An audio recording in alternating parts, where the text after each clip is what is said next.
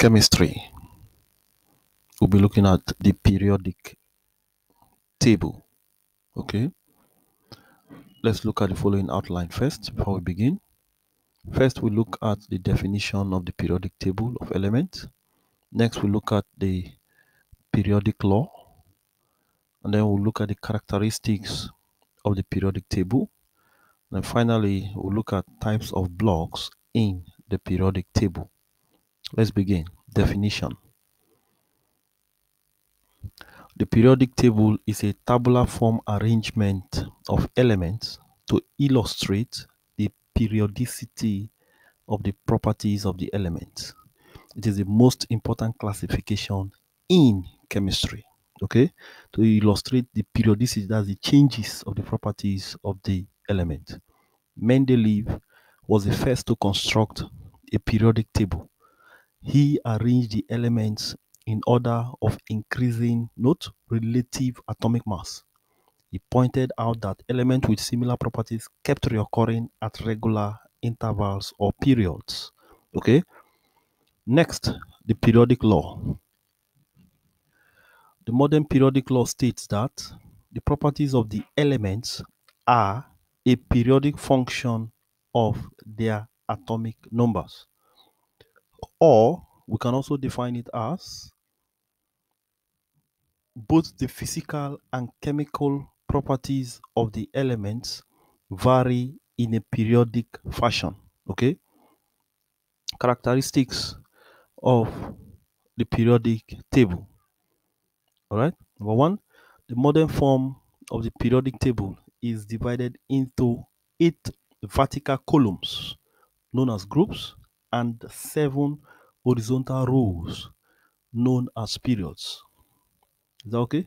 So the columns, the vertical columns, are known as the groups. Okay, while the horizontal rows, the rows are known as the periods.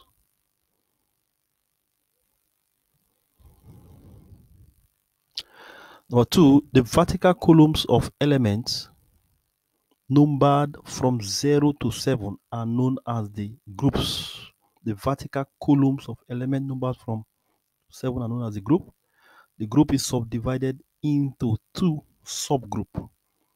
Okay, we have the A subgroup, which is also called the representative elements.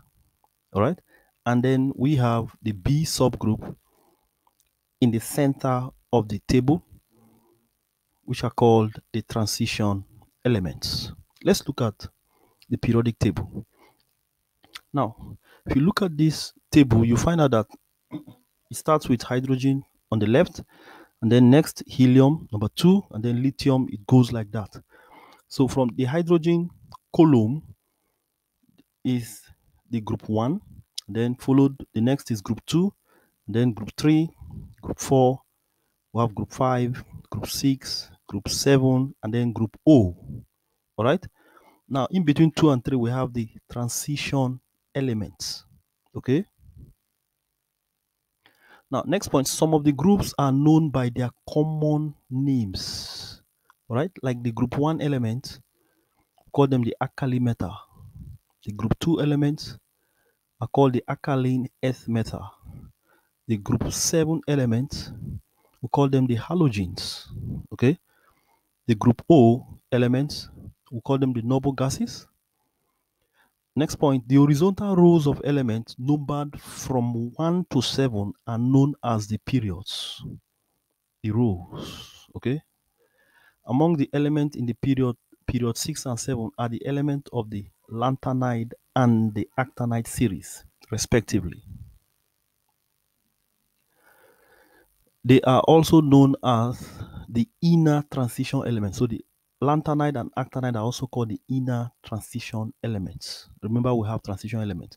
In the periodic table, the metals are found on the left side and the non-metals on the right side. Okay. And then we have the metalloids. The metalloid occurs along the boundary line of division, the metal and the non-metal. Let's look at it again. So by the side, you see 1, 2, 3 to 7. Those are the periods. So each row are periods. Then the lanthanide and the actinides are down. You can see it. Then on the left side, the transition element group 1 and group 2 make up the metals. Okay.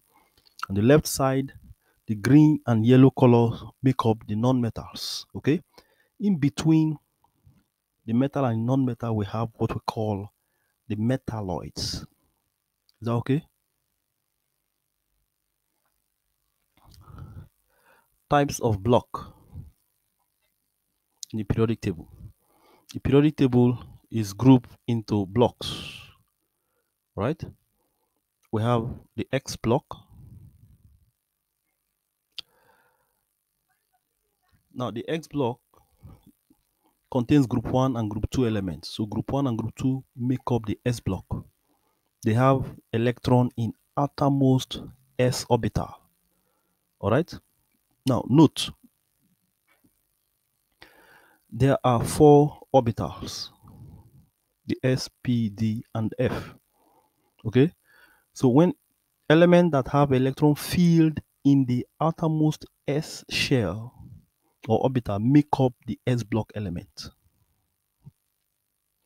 For example, the electronic configuration of lithium Li is 1s2, 2s1. That's the number 3 element. Now, the outermost shell is a 2s orbital and it has 1 electron, contains 1 electron. All right.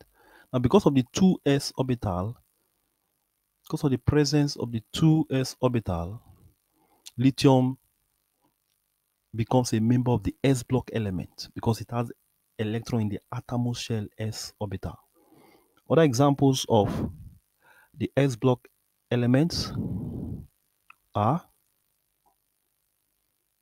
we have sodium, potassium, magnesium, calcium, and so on.